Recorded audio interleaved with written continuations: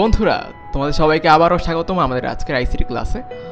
তো আজকের আইসিটি ক্লাসে আমরা দ্বিতীয় অধ্যায় নিয়ে আলোচনা করব।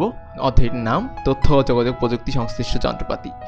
তো যেহেতু যন্ত্রপাতির কথাই আসছে, তো যন্ত্রপাতির মধ্যে যে যন্ত্রটি আমাদের পুরো পৃথিবীতে বলতে গেলে একটা বিপ্লব বয়ে এনেছে সেটা হচ্ছে কম্পিউটার। তো কম্পিউটার দেখতে আসলে কম্পিউটার কথাটা শুনলেই আসলে আমাদের চোখের সামনে আগে ভেসে উঠতো একটা বড় ধরনের বিশাল একটা বাক্স, চারকোনা বাক্স, সামনে একটা কিবোর্ড আর বিশাল একটা সিপিইউ, এরকম কিছু জিনিসপাতি। কিন্তু এখনকার দিনে কম্পিউটার বলতে একটা ছোটোখাটো একটা একদম চিকন একটা চারকোনা বাক্স, যেটাকে আসলে আমরা এখন ল্যাপটপ নামে চিনি, এরকম জিনিসই আমাদের চোখের সামনে ভেসে ওঠে। তো যাই হোক, সকল কম্পিউটার মোটামুটি একটা নির্দিষ্ট নীতিতেই কাজ করে। সকল কম্পিউটার, এখন আমরা একটু কম্পিউটারের গঠন নিয়ে আলোচনা করব। কম্পিউটার মোটামুটি চারটা জিনিস নিয়ে কাজ করে, চারটা অংশ নিয়ে একটি কম্পিউটার গঠিত। আসলে সকল কম্পিউটার এই সাধারণ জিনিসটা সকল কম্পিউটারের ভিতরেই থাকে, সাধারণ চারটা জিনিস। তো এক নম্বরে যদি আসছি, সেটা হচ্ছে ইনপুট ডিভাইস।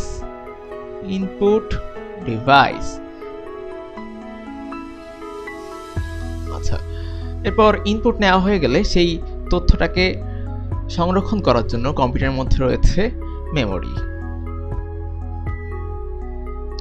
সেটাকে নিয়ে কাজ করার জন্য আমাদের কম্পিউটারে রয়েছে প্রসেসর। আর ফলাফল দেখার জন্য আমাদের কম্পিউটারে রয়েছে আউটপুট ডিভাইস।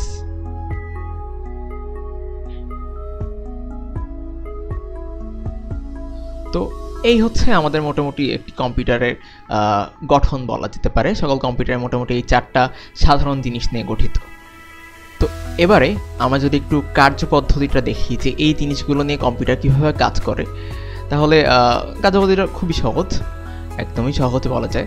প্রথমে আমাদের ইনপুট ডিভাইস থেকে আমাদের ইনপুটটা যায়, যে আমরা আসলে কি দিচ্ছি সেটা যায়, সেটা প্রথমে সংরক্ষিত হয় কম্পিউটারের মেমোরিতে।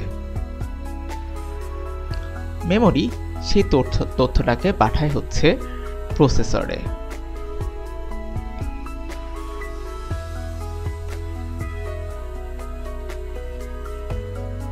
প্রসেসর কি করে, তার প্রসেস করা হয়ে গেলে প্রসেসর সেই তথ্যগুলোকে নিয়ে প্রথমে কাজ করে, পুনরায় সে আবার এটা মেমোরিতে পাঠিয়ে দেয়। মেমোরিতে পাঠানোর পর মেমোরি পুনরায় আমাদের কাছে সেই জিনিসটাকে সেই ফলাফলটা আমাদেরকে প্রদর্শন করে আউটপুট হিসেবে। এই হয়ে গেল আমাদের মোটামুটি একটা কম্পিউটারের কার্যপদ্ধতি। কম্পিউটার মোটামুটি এভাবেই আসলে কাজ করে আমাদেরকে দেয়। তাহলে বন্ধুরা, আমরা এবার কম্পিউটারের বিভিন্ন অংশ নিয়ে আলোচনা করি। প্রথমে আসা যাক। তাহলে বন্ধুরা, আমরা এবার কম্পিউটার বিভিন্ন অংশ নিয়ে এক এক করে আলোচনা করি। প্রথমে আসা যাক ইনপুট ডিভাইস সম্পর্কে। ইনপুট ডিভাইসগুলোর মধ্যে ইনপুট ডিভাইস এখনকার দিনে অনেক ধরনের ইনপুট ডিভাইস পাওয়া যায়। কম্পিউটার ইনপুট ডিভাইস হিসেবে সবচেয়ে জনপ্রিয় হচ্ছে কিবোর্ড,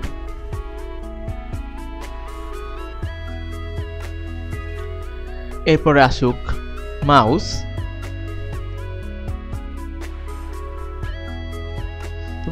বন্ধুরা ঝটপট আমরা এগুলো ছোট্ট। বন্ধুরা, কিবোর্ড দেখতে অনেকটা এমন এবং মাউস দেখতে অনেকটা আসলে বলা যায় ছোটখাটো একটা ইঁদুরের মতো, মোটামুটি দেখতে এমনই আসলে।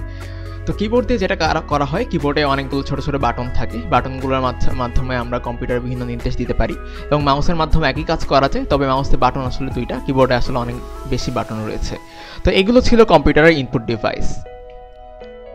তো বন্ধুরা, আমরা এবার একটু কথা বলবো মেমোরি স্টোরেজ ডিভাইস নিয়ে। তো মেমোরি স্টোরেজ ডিভাইস ব্যাপারটা কি?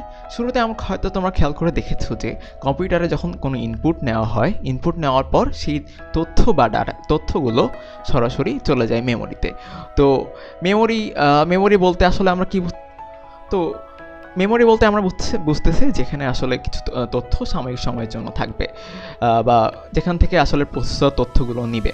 তো এরকম একটা জিনিসকে আমরা বলবো হচ্ছে র্যাম, বা যেটাকে কম্পিউটার ভাষায় বলা হয় র্যান্ডম অ্যাক্সেস মেমোরি।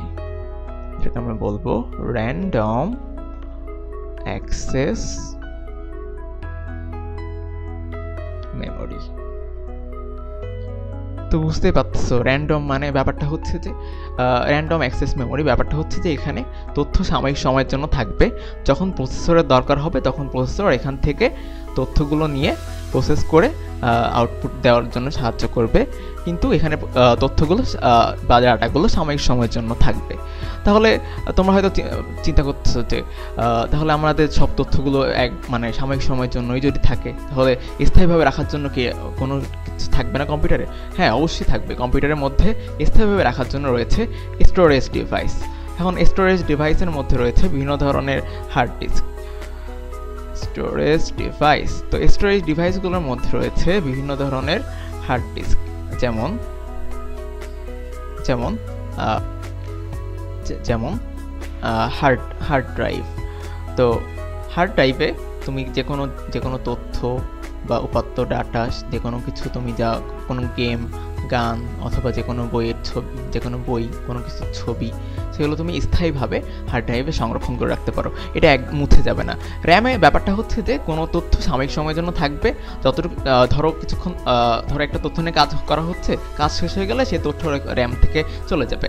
তো কিন্তু হার্ড ড্রাইভে ব্যাপারটা আসলে হবে না। হার্ড ড্রাইভে তোমার তথ্য একদম পার্মানেন্টভাবেই থাকবে, এটা সহজে মুছবে না। তুমি যদি চাও তাহলে মুছতে পারো, এছাড়া হার্ড ড্রাইভ থেকে কোনো তথ্য মুছবে না। তো বন্ধুরা, চট করে আমরা এখন দেখে ফেলি র্যাম আর হার্ড ডিস্ক আসলে দেখতে কেমন। এই দেখো, র্যাম দেখতে অনেকটা এরকম দেখতে অনেকটা, র্যামে সব তথ্য সাময়িক সময়ের জন্য থাকে। আর স্টোরেজ ডিভাইস বা হার্ড ড্রাইভ যেটা কম্পিউটারের ভিতরে থাকে, সিপিইউ এর ভিতরে, সেটা দেখতে অনেকটা ঠিক একদম এমন। ঠিক আছে, তো বন্ধুরা আমরা এখন দেখে ফেললাম চট করে মেমোরি স্টোরেজ ডিভাইস। তো বন্ধুরা, আমরা হার্ড ড্রাইভের ছবি দেখতে পেলাম।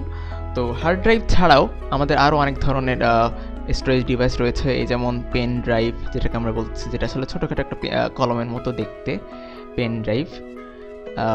এখানেও মোটামুটি কিছু ভালো রকমের জিনিসপাতি সেভ করে রাখা যায়। এছাড়া আমাদের রয়েছে আরও সিডি, যেটাকে আমরা বলবো কম্প্যাক্ট ডিস্ক। এটার সাথে হয়তো তোমরা অনেকেই পরিচিত। সিডি দেখতে অনেকটা গোলাকৃতি, একটা চাকতির মতো, সেখানেও অনেক তথ্য সেভ করে রাখা যায়।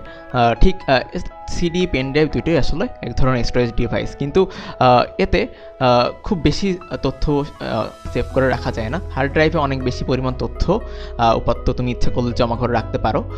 পেন ড্রাইভে অতটা পারা যায় না, কিন্তু হার্ড ড্রাইভে সবচেয়ে বেশি পরিমাণ তথ্য জমা